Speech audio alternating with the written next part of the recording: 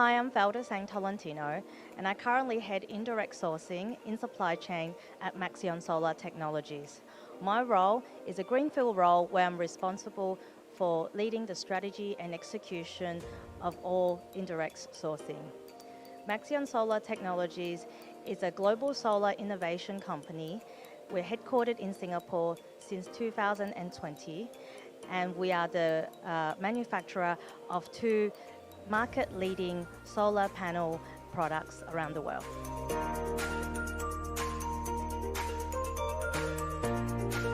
To me, the culture of innovation is a two-way.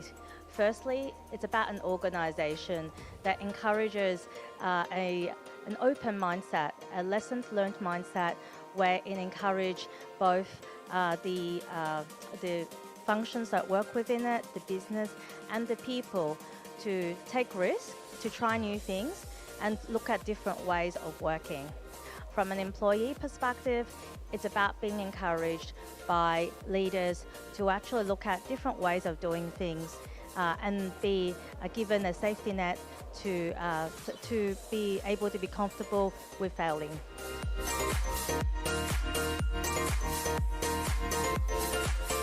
Well, firstly, I think there's really a lot of benefit in taking yourself out of the day-to-day to really get the teams together, both in terms of physically and in terms of mindset, to think about the vision and what we're trying to do as a team. So having that space is really important, and holding those sessions. Secondly, is being able to get off the hamster wheel, I suppose, so that you can really align everyone's mindsets, as well as very specific actions as to how it connects to the strategy of the organization as well as the function. Thirdly, I think it's always like a lot of benefit in face-to-face, particularly with post-COVID or kind of a tail end of COVID. I think there are kind of a lot of interactions that cannot be fully replicated in a virtual environment. And fourthly, I think it's just to have some fun, because I think fun is really important in what we do, and if we can have fun along the way, it just makes what we do so much more enjoyable and purposeful.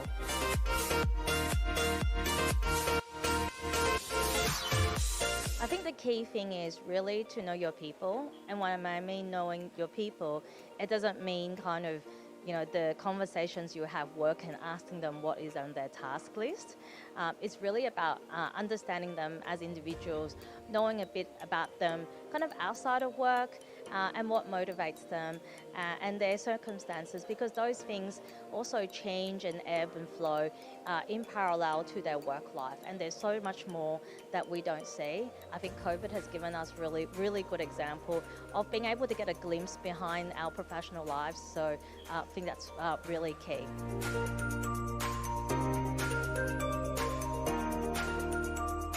Well, I think we all know a lot of the great things that we enjoy today, whether it's like products such as Apple iPhones or things such as Netflix in terms of services or anything kind of like that. They didn't come day one. They obviously came from many trials and tribulations, being able to continually refine what was a good idea and be able to continually test that, right? And along the way, there will be things that don't work out right. So I think that whole process of trying something new, refining that, is equivalent in a lot of the things that we do. So having that continuous improvement mindset and not be, I guess, afraid to try something new because you're worried that it may not work out, that to me is really key for instigating kind of innovation.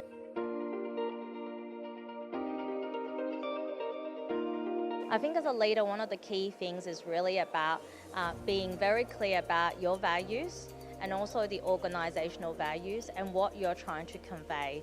And so a lot of your teams often look for the interpretation of those things, because I think just saying those words, whatever they are, respective to your organization, can be quite vague.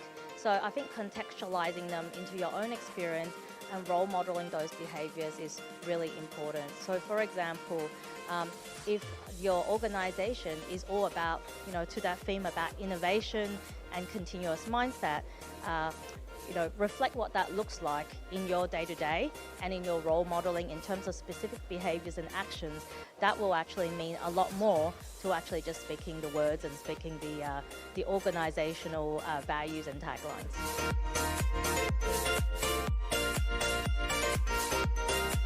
I would say just be continually curious.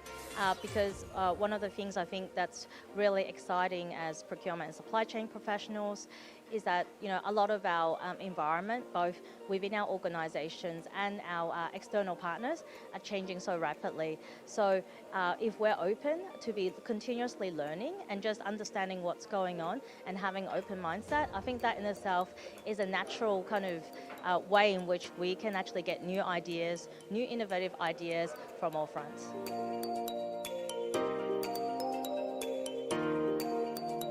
Negotiations is really an everyday exercise. I think one of the things we need to demystify is that, there is a big negotiation, and then really work ourselves up towards that. I mean, of course, there are going to be very big, high-stake negotiations compared to the everyday. But what I think we need to get ourselves into the headspace is that we're always prepared for a negotiation, and that means continually surveilling the factors and inputs you need to be an effective negotiator. So that can range from very small things to actually just knowing the people on the other side and where their headspace is, to actually being able to collect very relevant information that's happening externally in the market to feed into that negotiation. So to me, it's not like a one single shot affair. It should be as part of a continuous process.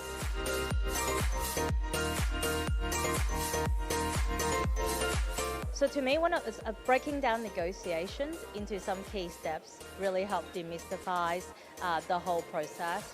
I guess the key things for me is really, and the top one is really know where your end goal is, because often with the emotiveness of negotiations, you may lose sight of that, right? It's kind of like being at an auction and you know that you want something and you end up getting a little bit, I think, irrational about the outcome. But I think the key thing is the end goal. The other thing is making sure that you've got all the right information, as we mentioned before, and how you keep that current so you're not working on outdated information. Fact-based is really, to me, super important. And then the third one is really about how you manage the tactics, right? And that involves the players, how you actually execute certain messages. I think people sometimes they don't actually consider that too well, or they undersell that, and I think the messaging is super important and how you communicate it.